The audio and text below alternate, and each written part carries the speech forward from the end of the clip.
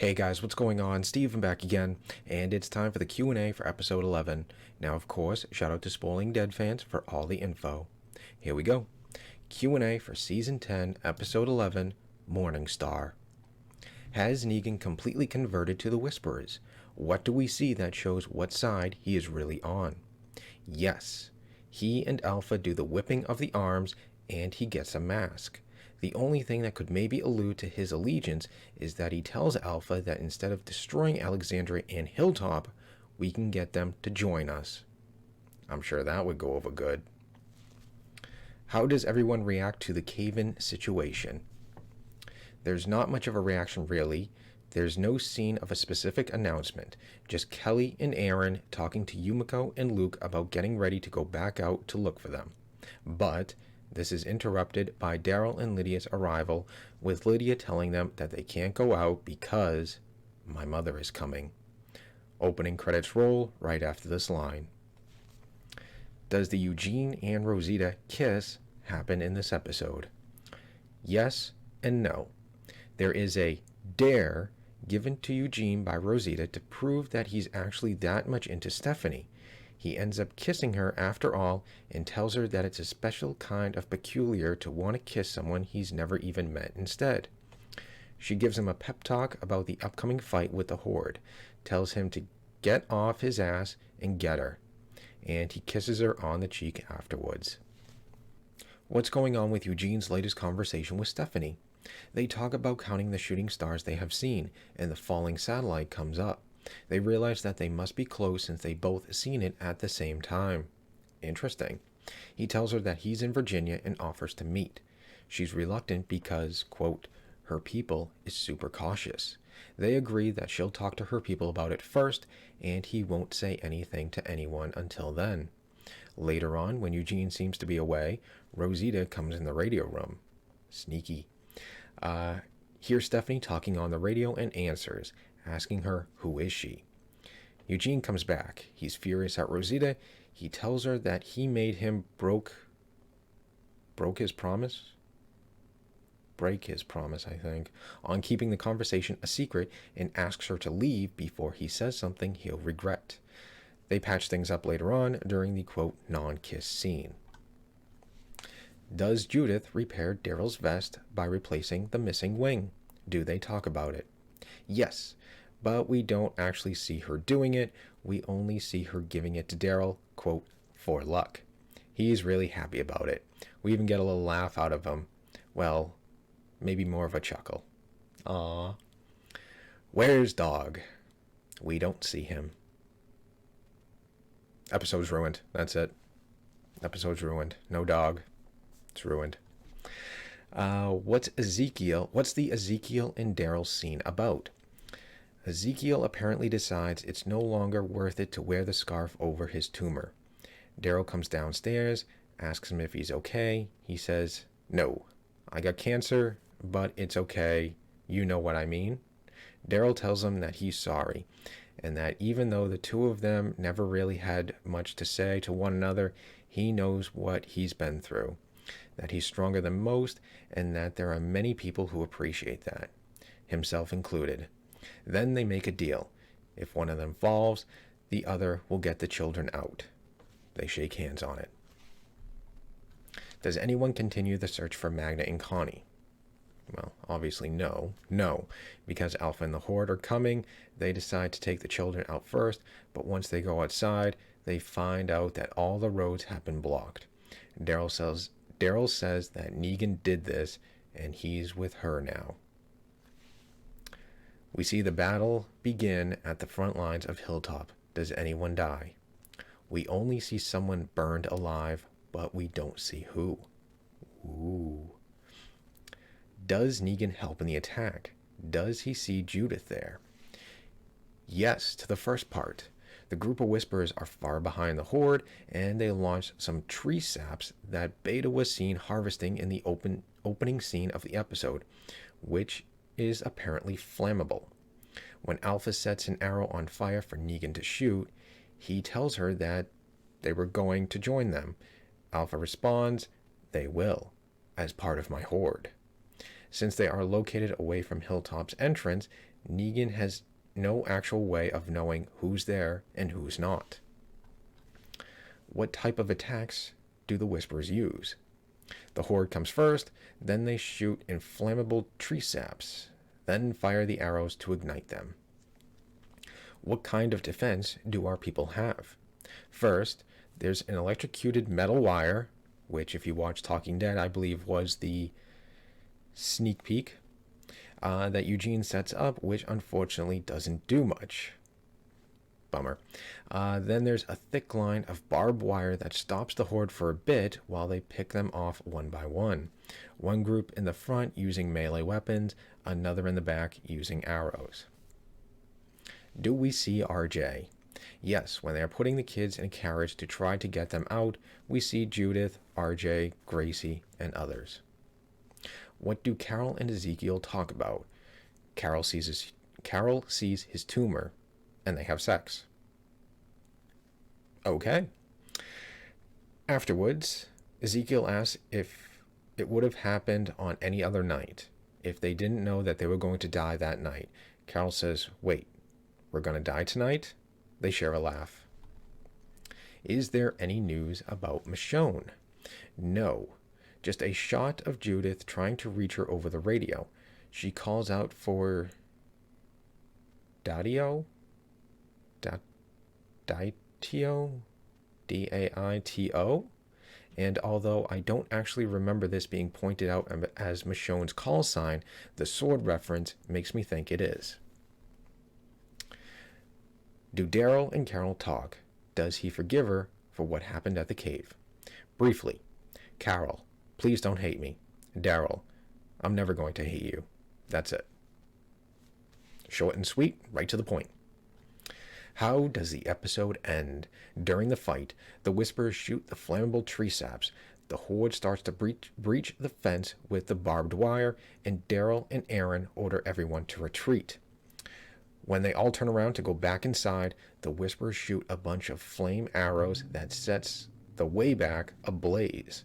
This means that everyone is stuck between the Horde behind, and the fire in front. Ooh. The final shot is from behind Daryl. We see the back of his vest, the old wing, and the one new, with the roaring flames in front of him on both sides of the wings. Ooh, that actually sounds pretty damn cool. Sounds like it's going to be one interesting shot. Let's see, anything else interesting? While talking to Stephanie, Eugene is seen looking for an LP because apparently there's a song he wants to play for her. When he can't find it, she tells him to sing it. He says he can't, not without string. After the Fawkes pass with Rosita, Stephanie stops responding to his calls. Later on, as they're about to go out and fight, Eugene ends up singing that said song to her over the radio. It's When the Wild Wind Blows by Iron Maiden. Ooh, that's going to be interesting. He sings some of it, and Stephanie comes on singing the rest. Then she asks him to meet her at the rail yard in a week. Looks like we're finally going to have a meeting. Earl and Alden find out about Mary being Adam's aunt. Adam? Who's Adam? I don't remember who Adam is. Aaron asked them to allow her to see him. There's a couple of scenes where they argue over this. Yumiko makes a comment on how they don't know if Connie and Magna are still alive. They have a bit of an argument with Kelly, where Kelly asks Yumiko why she's going with them if she thinks they are dead.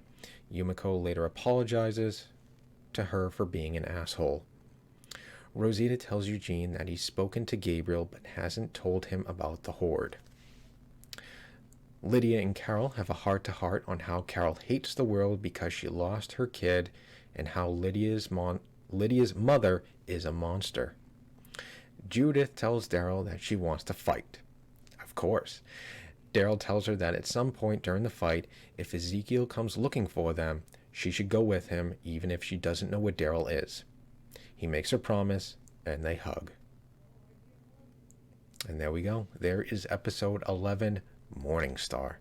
Sounds like it's going to be one really awesome episode. Finally, we're going to get some more stuff with Stephanie, find out a little bit more information.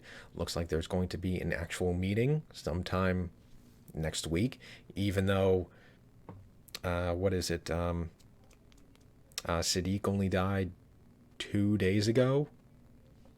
So not much time has passed since Siddiq died to, what was it, last episode 10? Only 2 days. But at least we're going to get more information on that. Seems like her group is not very far off if they both saw the satellite falling. Let's see some more stuff with Negan and Alpha, the whipping, which is in obviously the opening minutes. Negan getting his mask, as you see right here on screen. Let's see the Eugene and Rosita kiss. Obviously, we're getting the Daryl's vest replaced. No dog. Episode's ruined. It's pretty cool seeing Daryl and Ezekiel kind of making up, if you will. Obviously, there's no search for Magna and Connie because of the horde, the whispers coming. We only see someone burned alive because once the battle starts, I wonder who that's going to be, who is burned alive, but we don't see who. So it's going to be interesting. I'm assuming it's going to be just some random scout or something like that, Does Negan help with the attack? Yes, he does. I do like that idea of the sap and stuff like that. That's pretty interesting. I do like the defenses that they have. Obviously, if you did see Talking Dead, the special sneak peek, was the electrocuted metal wire, which was actually pretty cool. I think you see the wire and the sparks flying off of it, and one of the walkers kind of walks up to it and it just like digs into his neck and he bursts into flames. That's actually pretty cool. And of course it doesn't last because then of course we have the barbed wire.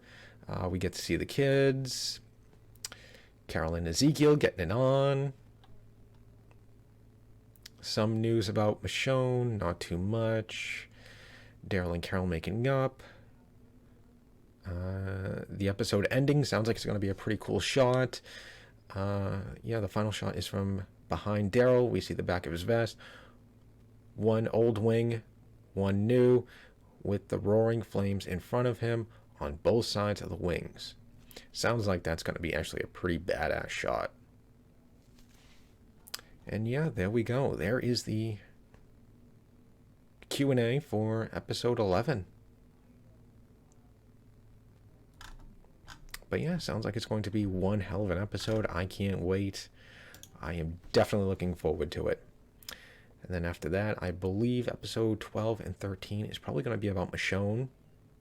So it looks like we might get a little bit of a break, which...